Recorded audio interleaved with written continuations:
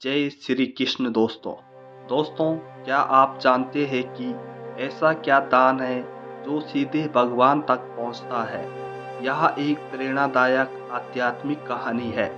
दोस्तों, कहानी को सुनने से पहले हमारे चैनल को सब्सक्राइब जरूर करें। आपके सपोर्ट से हमें मोटिवेशनल मिलता है। मेरे प्यारे दोस्तों, हमारे भारतीय संस्कृति में दान केवल एक सामाजिक कर्तव्य नहीं बल्कि आत्मा की यात्रा का पवित्र चरण माना गया है। वेद, उपनिषद, पुराण सभी में दान को ऐसा सेतु कहा गया है जो मनुष्य को ईश्वर से जोड़ देता है। हमारे शास्त्र कहते हैं अन्न का दान महान है और उससे भी बड़ा है ज्ञान का दान, पर इन सबसे ऊपर है त्याग का दान। यह कहानी उसी त्याग की है। यह कहानी किसी राजा की नहीं, किसी साधु की नहीं, बल्कि एक साधारण निर्धन युवक की है, जिसका दान मंदिर की दान पेटी में नहीं गया, ना ही यज्ञ की अग्नि में समाया, बल्कि सीधे भगवान के हृदय तक पहुंचा। यह कहानी पढ़ते पढ़ते आप समझेंगे कि भगवान सोने चांदी से नहीं, करुणा से प्रसन्न होते हैं। दोस्तों, नर्मदा नदी के दक्षिणी तट पर बसा था एक छोटा सा गांव शिवपुर।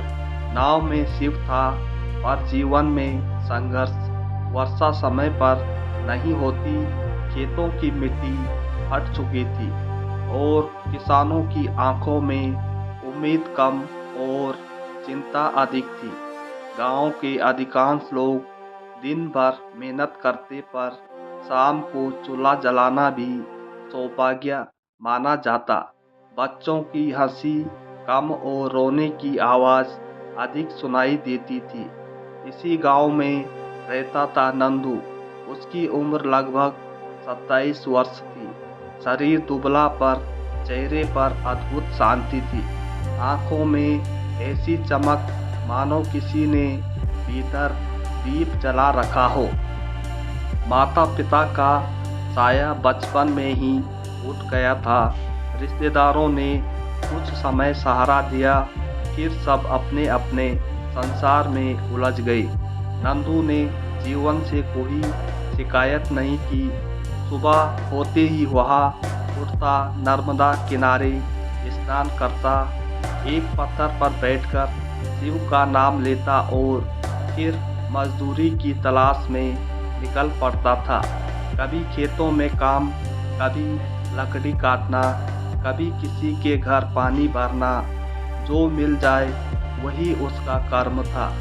उसकी झोपड़ी में न ताला था न खजाना, बस एक मिट्टी का चूल्हा, 2 टूटे बर्तन और एक पुरानी चादर थी। फिर भी गांव में एक बात मशहूर थी, अगर नंदू के पास कुछ है तो वह अकेले नहीं खाता है।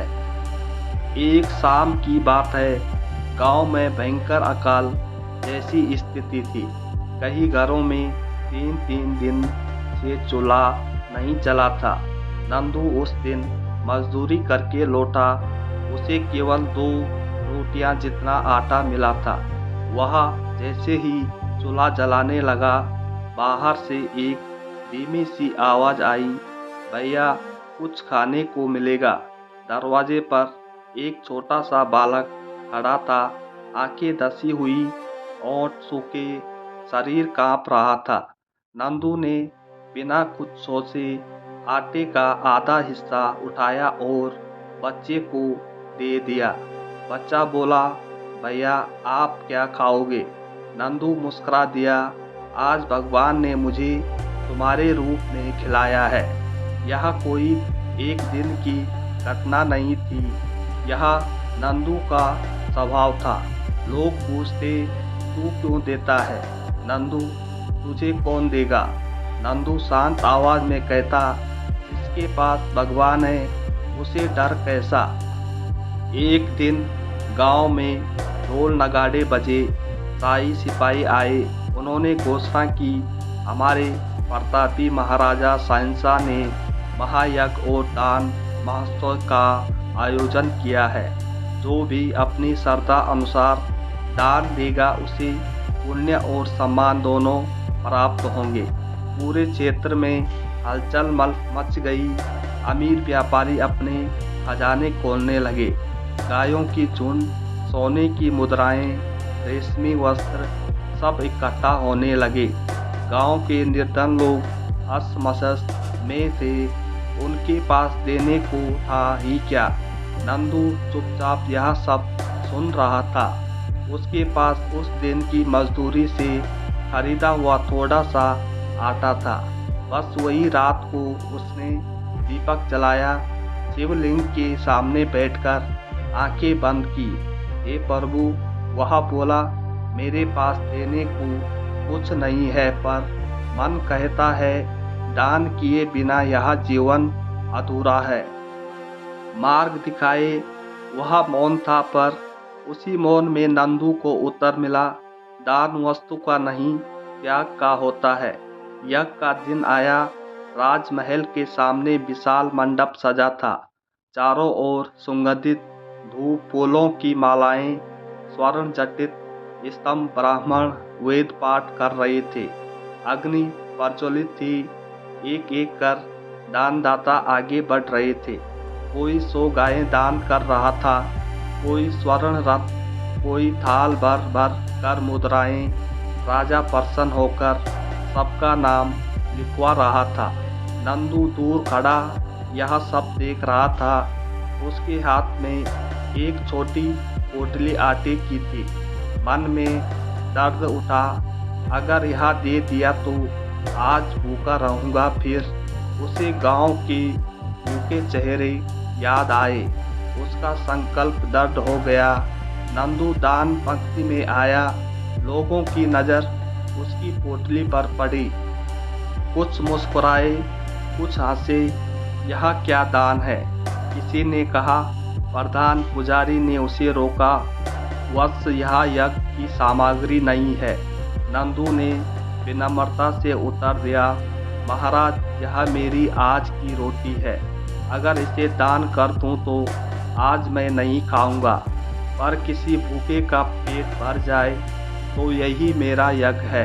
इतना कहकर उसने वह आटा पास बैठे एक अत्यंत दुर्लभ वृद्ध भिखारी को दे दिया। वृद्ध की आंखों से आंसू बहने लगे। उसने कांपते हाथों से नंदू का सिर छुआ। उसी क्षण आकाश में बादल गरजे।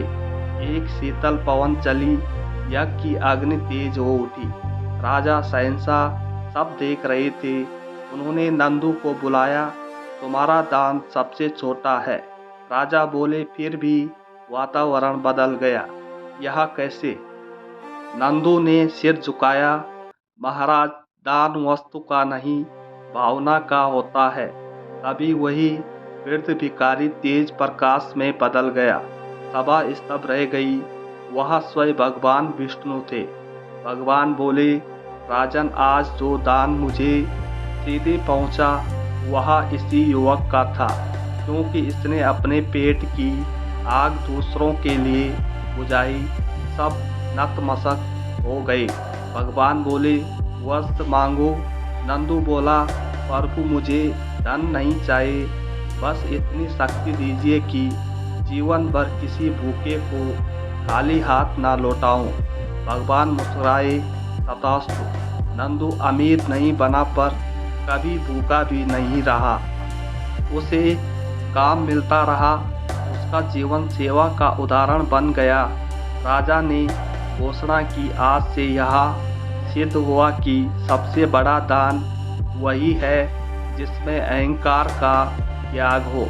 दोस्तों, यह कहानी हमें यह सिखाती है कि दान धन से नहीं, करुणा से बड़ा होता है। भूखे को भोजन देना, दुखी को सहारा देना, यही सच्ची पूजा है। जो दान पीड़ा कम करे वही सीधे भगवान तक पहुंचता है।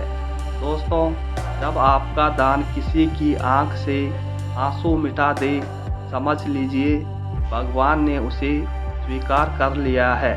तो दोस्तों, कहानी कैसी लगी कमेंट में बताएं और चैनल को सब्सक्राइब करना ना भूलें। मिलते हैं अगली कहानी में। धन्यवाद।